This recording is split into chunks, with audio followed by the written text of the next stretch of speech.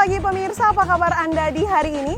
Senang sekali saya Cynthia Delima dan Berita Papua pagi ini hadir untuk menyapa Anda. Kami hadir dengan informasi penting dan teraktual yang akan kami hadirkan untuk Anda. Mengawalinya kami akan hadirkan 3 berita utama kami. Masih ada sengketa di Bawaslu, pelaksanaan pencoblosan di Bovendigul resmi ditunda KPU. Ratusan personel Brimob tiba di Merauke, 100 diantaranya dikirim ke Bovendigul.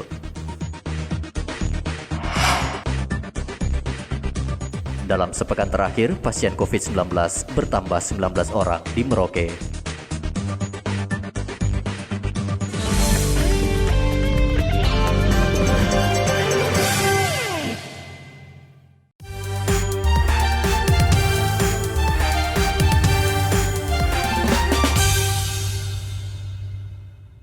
Nama Allah Bapa, dalam nama Tuhan Yesus Kristus.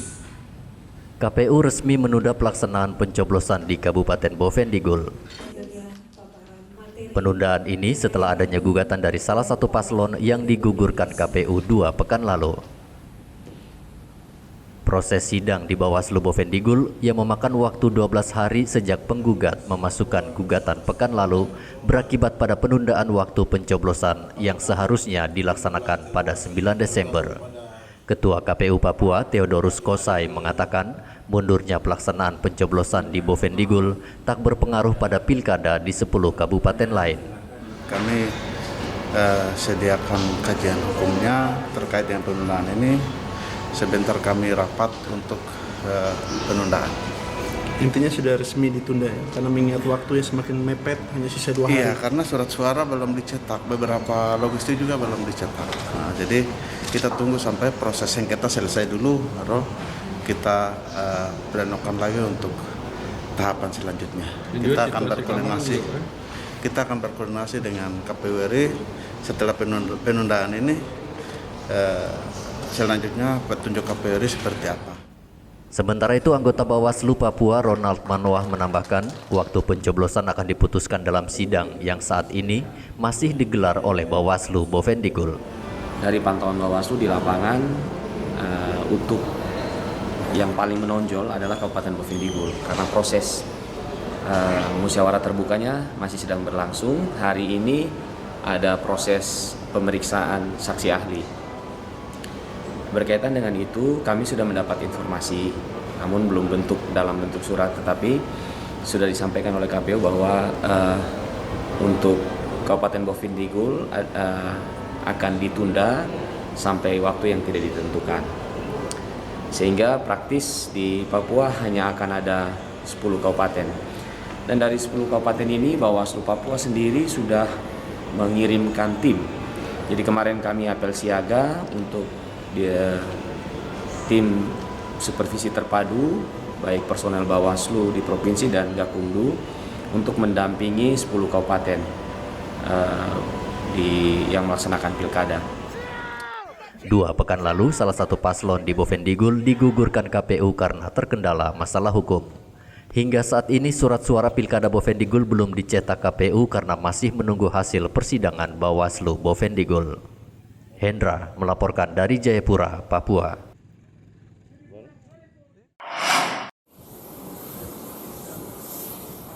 Menggunakan maskapai komersil, 200 pasukan elit polisi asal Kelapa II Jakarta tiba di Bandara Mopah Merauke Senin kemarin.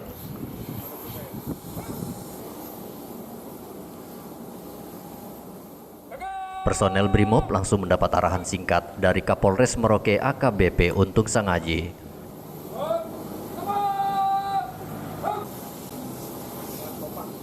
100 personel langsung diberangkatkan ke Kabupaten Bovendigul, sementara sisanya akan bertugas di Merauke.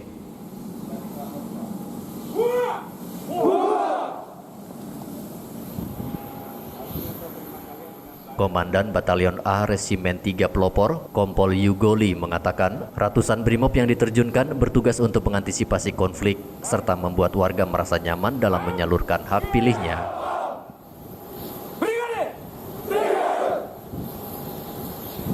Untuk personil BKO dari Makobrimob Brimob Kelapa II kita berjumlah 200 personil. 100 personil ditugaskan di Polres Merauke, 100 personil akan backup di Polres Bovendigul. 100 personil lagi sebenarnya 100 personil sudah sampai di Polres Yaukimo. Jadi memang kita ada kekuatan dari Batalion A Resimen 3 Pasukan Pelopor jumlah 300 yang disebar di 3 kabupaten. Ini dalam penugasan khusus pilkada ini, Danyon? Betul, dalam penugasan pengamanan pilkada serentak yang dilaksanakan secara serentak di Negara Kesatuan Republik Indonesia. Berapa lama, Danyon?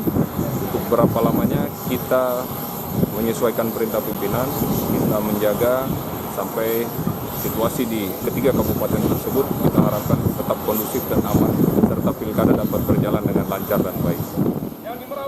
Selain Merauke dan Bovendigul, 100 personel Brimob juga diterjunkan Polda Papua ke Kabupaten Yaukimo yang termasuk dalam daerah rawan konflik pilkada. Muhammad Ridwan melaporkan dari Merauke, Papua.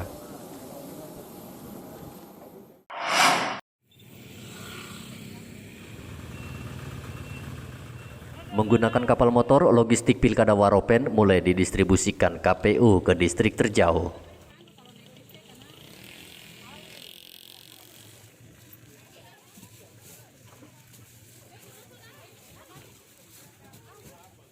Polisi mengawal ketat pendistribusian logistik pilkada ke sejumlah distrik di Kabupaten Waropen Senin kemarin. Distrik terjauh yang hanya bisa dijangkau menggunakan kapal adalah distrik Masirei, Demba, Rasiseyati, Soyoi, dan distrik Wonti. Kapolres Waropen AKBP Suhadak mengatakan pihaknya mengawal seluruh logistik agar tiba di tujuan dengan aman. Untuk wilayah timur kita geser hari ini sesuai dengan pengawalan logistik karena kewajiban kita harus mengamankan logistik itu sampai di tempat tujuan. Terus kita juga menggunakan KPU menggunakan satu kapal, kita juga kapal satu ini dan beberapa speed karena ada 4 atau speed yang lokasinya di sungai-sungai yang masuk ke dalam, yang kapal besar tidak bisa dilewati, kita sudah siap untuk menggunakan speed ya, seperti itu. Jadi nanti ada juga yang membawa motor karena di sana ada jalan darat yang harus kita tempuh, sedang di sana tidak ada kendaraan. Sama dengan di Wapoka tadi juga seperti itu. Jadi memang kesempatan kita pada hari ini memang sengaja kita geser semua. Semoga aja kebetulan kita pertimbangannya cuaca ya. Ini cuaca sangat bagus teduh dan masih pasang. Nanti kalau siang sedikit sudah mulai surut, ini kayaknya mulai surut sudah tidak bisa bergerak lagi. Sementara itu di Merauke, polisi juga terus mengawal pendistribusian logistik pilkada dari gudang logistik KPU Merauke menuju ke 11 kantor kelurahan di distrik Merauke Kota. Menggunakan puluhan mobil pickup, logistik pilkada yang terdiri dari surat suara, bilik suara, dan perlengkapan pencoblosan lainnya didistribusikan. Petugas pengamanan logistik pilkada AKP Dianovita mengatakan, pengamanan distribusi logistik di kawasan kota tak seperti di distrik lainnya yang dianggap rawan. Dari Aula RRI ini di-dropping ke kelurahan dulu, nanti mendekat hari H baru di-dropping ke TPS masing-masing. Kapan ke droppingnya ke TPS itu? TPS biasa pendistribusiannya sebelum pelaksanaan kegiatan pencoblosan. Oh gitu. Ada berapa petugas Pak Bu yang melakukan pengamanan ini? Dari kami sendiri ada 7 petugas. 7 petugas ya. Warga diminta datang ke TPS untuk menyalurkan hak pilihnya, tentunya dengan menerapkan protokol kesehatan secara ketat dan disiplin. Rian Tonai dan Muhammad Ridwan melaporkan dari Waropen dan Merauke.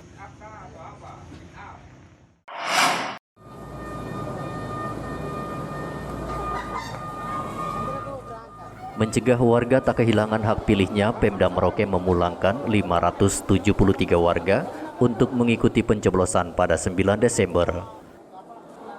Warga yang dipulangkan berasal dari 3 distrik, yaitu distrik Kimam, Wan, dan Tuban. Ratusan warga itu dipulangkan menggunakan kapal Muyu dan kapal Bambit Senin kemarin. Sebelum naik ke atas kapal, penumpang terlebih dulu dicek suhu tubuhnya. Ratusan warga itu berbulan-bulan berada di kota Merauke dengan berbagai keperluan seperti mengurus bantuan, pendidikan, dan mengunjungi keluarga. Ini mau berangkat ke Kimam ini Pak? Iya, Mbak. Oh, dalam rangka apa Pak? Dalam rangka untuk ikut pemilu kada. Oh, pemilu kada ya? Oh, gitu. Ada berapa banyak keluarga di perangkatan? Ya, kami dari masyarakat Kimam yang masih tertinggal karena sudah tinggal 3 hari tersisa. Oh, 3 hari ya. Habis pencoblosan balik lagi ya? Mau ke Kimam. Dalam rangka apa mau ke sana? Ya. Mau pilkada? Iya. Oh, berapa lama di sana? Habis pemilu, habis pilkada balik ya? Oh, jadi cuma mau pilkada ya? Ya, masyarakat ini kita urus untuk pulang ikut pemilihan di Kampung ya? kampung Di masing-masing. Kimam ya? Ya. Ini ada berapa kampung mereka nih? Ini dari distrik Wan, distrik Kimam, Oke. plus distrik Tubang. Restuban ya? Berapa jumlah semua? Berapa ratus ini Pak? Total keseluruhan masyarakat yang dipulangkan ada 573. 573. Dengan berapa kapal? 2? 2 kapal, 2 kapal Muyu dengan jumlah penumpang 260. Kemudian Muyu, Bambit sisanya. Oh, sisa. Setelah menyalurkan hak pilihnya, warga dipersilahkan jika ingin kembali ke kota Merauke atau tetap berada di kampung halamannya. Pemda juga menghimbau warga agar terus menerapkan protokol kesehatan selama berada di kampung halamannya. Muhammad Ridwan melaporkan dari Merauke, Papua.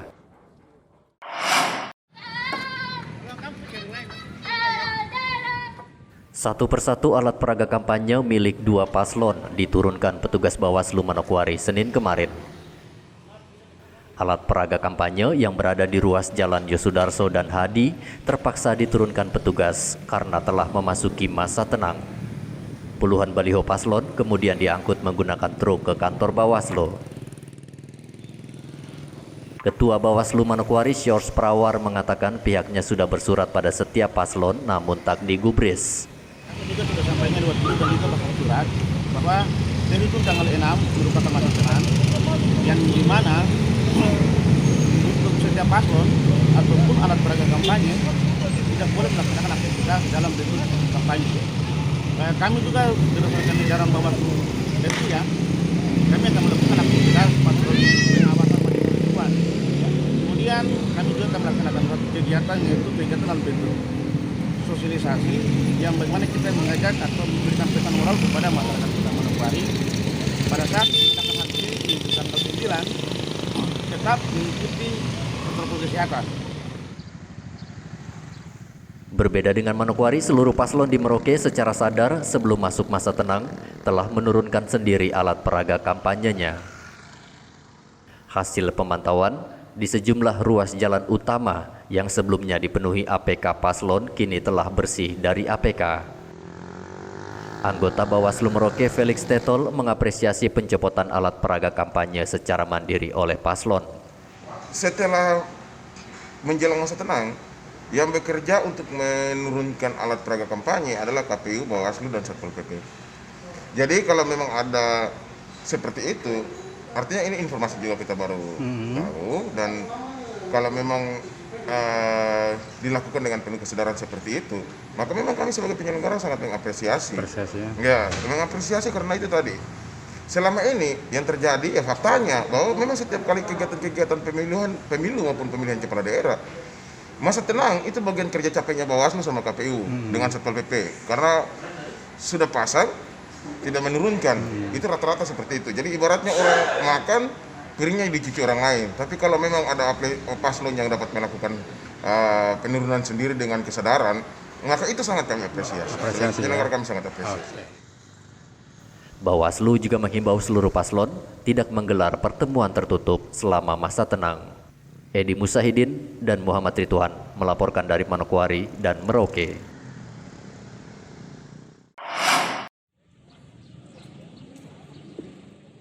Bupati Waropen menghimbau pegawai negeri sipil tak terlibat politik praktis.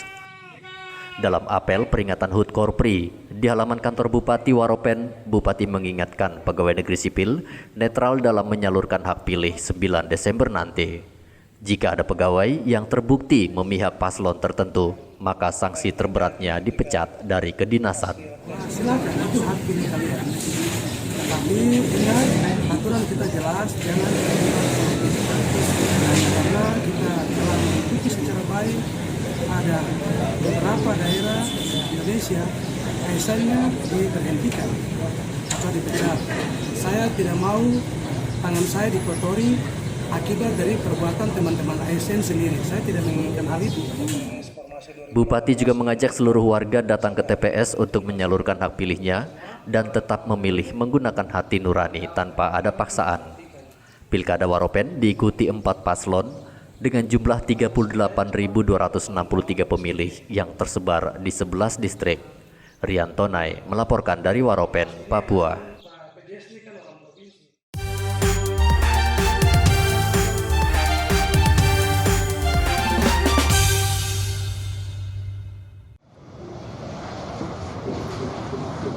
Pasien positif COVID-19 yang berasal dari klaster penerbangan di Merauke terus bertambah. Sepekan terakhir, pasien positif COVID-19 bertambah 19 orang sehingga total berjumlah 40 orang. Sebagian besar pasien positif itu tak bergejala. Juru bicara Satgas COVID-19 Merauke Dr. Neville Muskita meminta seluruh penumpang yang baru tiba agar mengkarantina diri secara mandiri sehingga tidak menularkan virus pada kerabat atau warga lainnya. Ya, kebanyakan tambahan kasus baru yang sampai dengan kemarin kita laporkan sudah 27 itu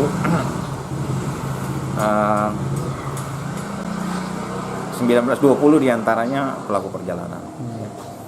Jadi ya masih dinominasi oleh pelaku perjalanan untuk tambahan kasus baru konfirmasi positif di Kabupaten Merauke, sehingga memang kita harapkan untuk pelaku perjalanan tetap mentaati protokol kesehatan, kemudian mengikuti aturan yang sudah ditetapkan oleh Bupati terkait dengan wajib karantina atau isolasi mandiri setelah kedatangan selama 14 hari dan di rapid ulang setelah 10 hari, ya. Sehingga ini kita dapat menekan penularan kepada keluarga daripada pelaku perjalanan yang bersangkutan. Meski vaksin yang didatangkan pemerintah dari Cina sudah tiba di Jakarta, Satgas terus meminta warga patuh pada protokol kesehatan. Data per 7 Desember, pasien COVID-19 di Merauke yang diisolasi di RSUD dan hotel berjumlah 40 orang, sementara 181 telah dinyatakan sembuh. Muhammad Ridwan melaporkan dari Merauke, Papua. Pemirsa, berita yang baru saja Anda saksikan sekaligus menutup jumpa kita dalam Berita Papua hari ini. Bersama kru yang bertugas, saya Cynthia Delima mengucapkan terima kasih atas perhatian Anda. Selamat pagi, semangat pagi, Wanyambe.